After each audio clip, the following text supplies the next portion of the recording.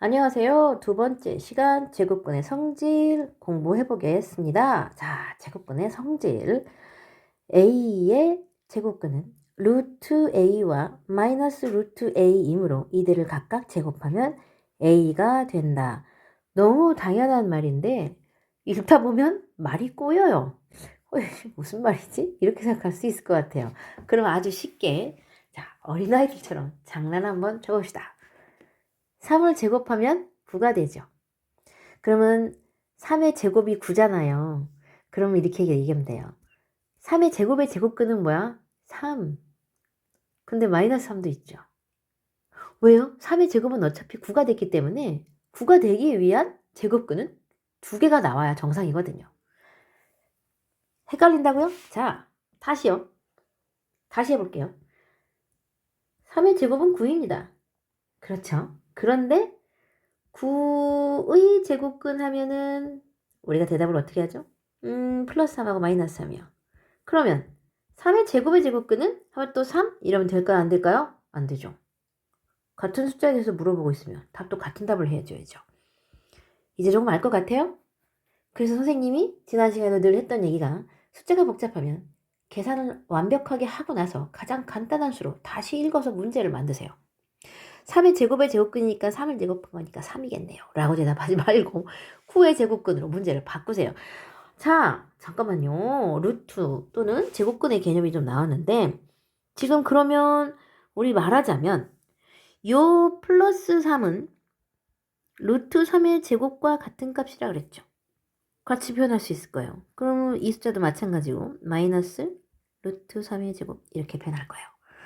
자, 앞에 있는 부호에 대해서는 플러스나 마이너스가 결정을 해줄 겁니다. 그런데 제곱과 루트가 만나면 사라집니다. 아, 이 정도 생각할 수 있을 것 같아요. 제곱과 루트가 만나면 사라집니다. 이 정도 생각할 수 있을 것 같아요. 자, 그러면 이 개념을 한번 볼게요. 다시 읽어봅니다. a의 제곱근은 루트 a와 마이너스 루트 a이므로 이들을 각각 제곱하면 a가 된다. 그렇죠. 마이너스 루트 a를 제곱해도 a가 되죠. 적용 한번 해볼까요? 마이너스 루트 6을 제곱하면 뭐가 돼요? 그냥 6이 돼요. 플러스는 마이너스를 제곱했기 때문에 플러스가 된 거고 이 루트는 이제 앞으로 제곱과 만나면 항상 사라질 거다 하고 기억해주면 좋을 것 같아요. 두 번째 한번 읽어볼게요. 근호 안에 있는 어떤 수가 어떤 수의 제곱이라면 근호를 없앨 수 있다. 방금 했던 말입니다. 내가 루트 안에서 6을 제곱을 하면 그거 그냥 6이라고 해도 돼요. 누굴 제곱해서 6의 제곱이 됐어? 6! 대답해주니까. 다시 얘기할게요. 부호는 근호 앞에 있어서 여기에 써진 플러스나 마이너스란 부호가 부호를 결정해 줄 겁니다. 조금 정리가 됐나요? 자, 식이 복잡하더라도 우리가 헷갈리지 말아야 될 거. 지난 시간에 배웠던, 자, 보세요. x제곱이 6입니다. 라고 대답했을 때의 x값은 합쳐서 한꺼번에 쓸게요. 너희들, 여러분들 이해하죠? 자, 플러스 마이너스 루트 6이라고 써도 된다 그랬죠. 그런데 얘는 우리가 말로 물어볼 때는 제곱해서 6의 제곱이 되는 수라고 얘기하지만 얘는 원래 양수예요. 이건 숫자로서 기호로 표현한 거잖아요. 같은 의미가 아닙니다. 오, 좀 어렵겠나요? 자, 그러면 그 다음 한 가지만 더 얘기하고 넘어갈게요. 자, 제곱근의 대소관계 어렵지 않아요? 우리는 같은 루트가 씌워져 있는 수라면 그냥 안에 있는 값이 크면 나도 커요. 하지만 우리가 음수일 때는 그 대속 관계가 좀 반대였죠. 예를 들어서 마이너스 3이 마이너스 1보다 더 작아요. 그러니까 우리는 수직선상에서 무조건 왼쪽에 있으면 작은 수, 오른쪽에 있으면 큰 수, 양수, 음수 둘 다 비교를 하든 양수, 양수 비교를 하든 음수끼리 비교를 하든 무조건 오른쪽이 더 큰 수라고만 기억하면 되는데 누가 오른쪽에 있을까요? 루트도 마찬가지예요.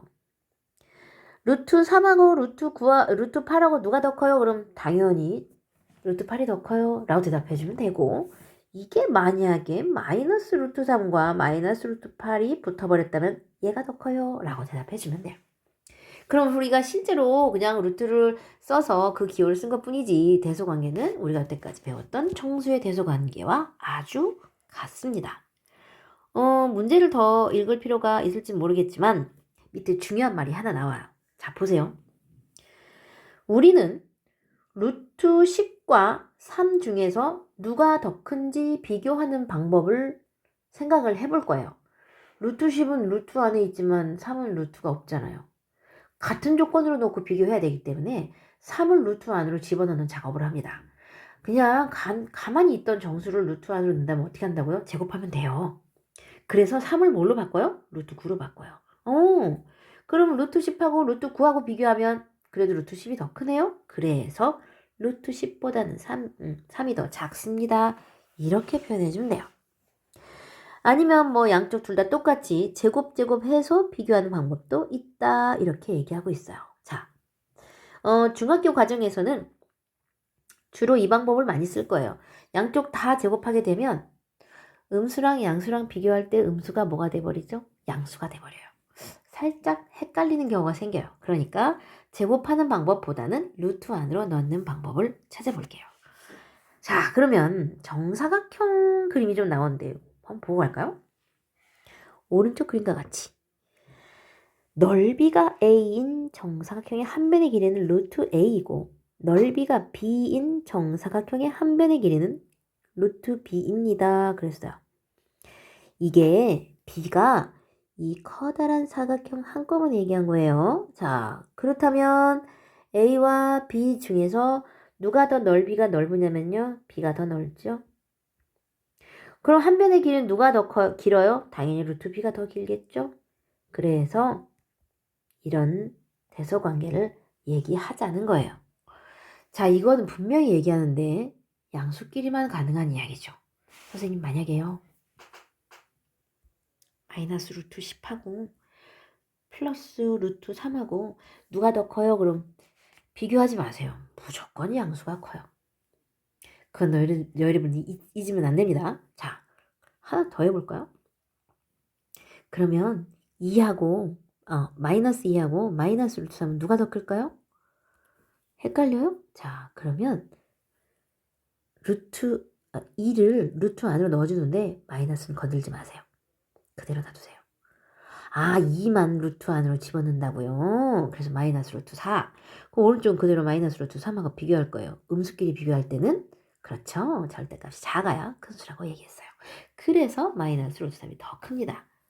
조금 이해가 됐나요? 자, 문제 풀어가 볼게요. 다음 중 그 값이 나머지 넷과 다른 하나는? 하고 물어봤습니다. 지금은 대소관계를 물어보는 문제가 아니라 숫자를 간단하게 표현한 방법을 배울 건데 부호에 조심하세요. 부호. 자, 우리는 제곱과 루트가 만나면 흔히 지워져도 괜찮습니다 해서 얘를 3으로 써도 괜찮습니다. 보기 1번과 보기 2번이 헷갈릴 수 있는데 보기 1번과 보기 2번은 사실 같아요. 보기 1번을 계산을 해주면 그냥 3을 제곱한 거니까 루트 9라고 대답한 거고 보기 2번도 사실 그냥 제곱을 하면 이 마이너스가 여러분 눈을 현혹시킬 수 있어요. 그러나 항상 먼저 계산해야 될 것이 괄호에 붙은 지수입니다. 음수를 2번 곱하면 양수 되죠. 똑같은 값이에요. 그럼 얘도 3이네요. 당연하죠. 그럼 세 번째는 어떻게 돼요? 세 번째도 이 마이너스가 제곱을 하라고 한 괄호 안에 들어있어요. 그래서 얘도 2번 곱하니까 양수가 돼요. 그리고 그냥 루트 3을 2번 곱한 건 다시 또 3이죠. 요렇게 계산하면 생각하면 될 것 같아요. 루트 안에서 어떤 수를 제곱을 하나, 어떤 수를 루트로 씌워놓고 밖에서 제곱을 하나, 어쨌든 제곱과 루트가 만나면 약분되듯이 사라진다. 또 제곱과 루트가 만나면 사라진다. 단 부호가 있을 때는 정신 차리세요. 자, 그 얘기를 4번이 얘기합니다. 4번 마이너스 루트 3의 제곱인데요.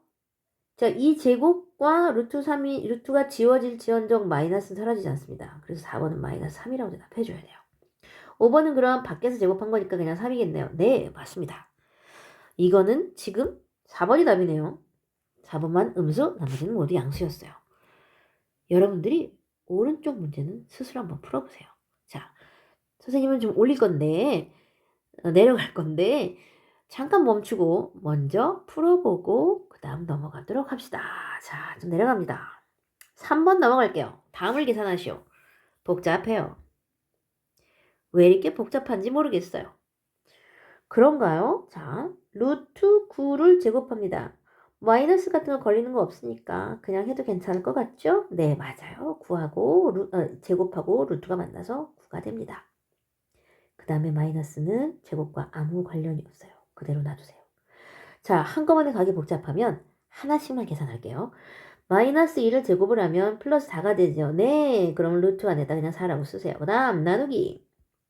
이것도 분수는 어떻게 돼요? 위 따로 아래 따로 따로 계산하면 되죠. 자, 다시 마이너스가 제곱을 만난 것 뿐이에요.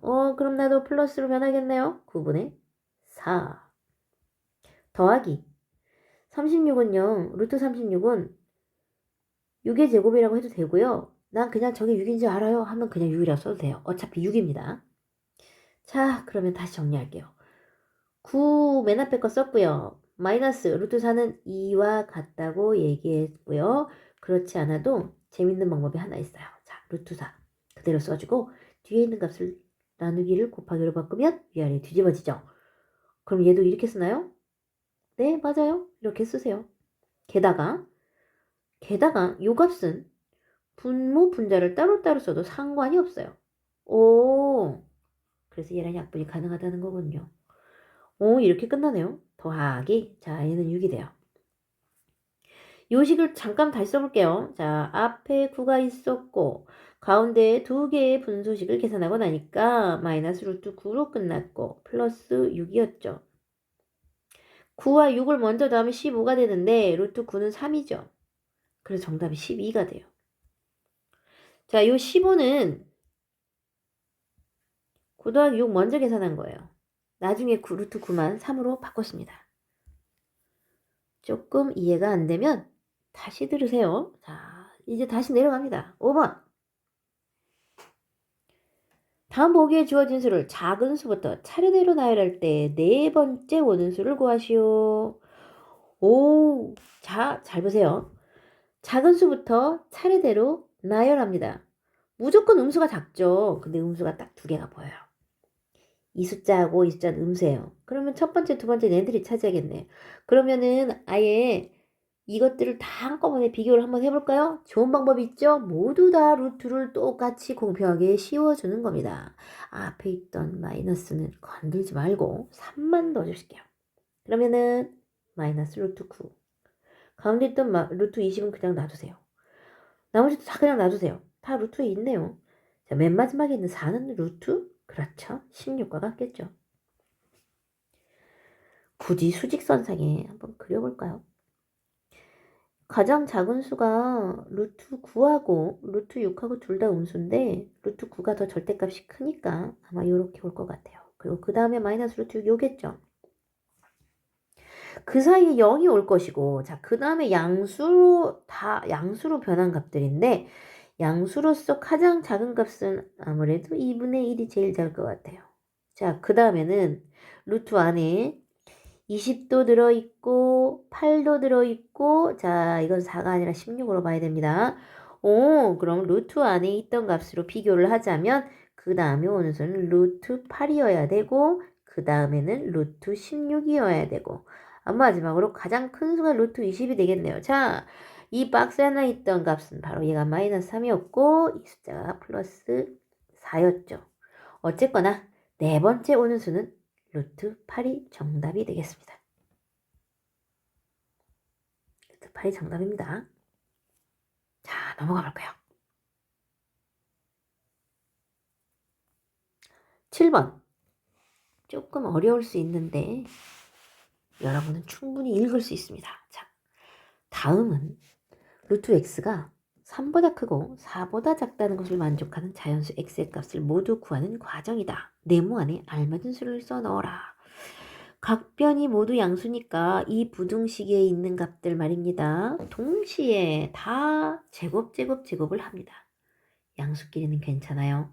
근데 이것만 기억하세요. 음수와 양수를 비교할 때 제곱으로 비교하면 안 된다는 건 알고 있어야 됩니다.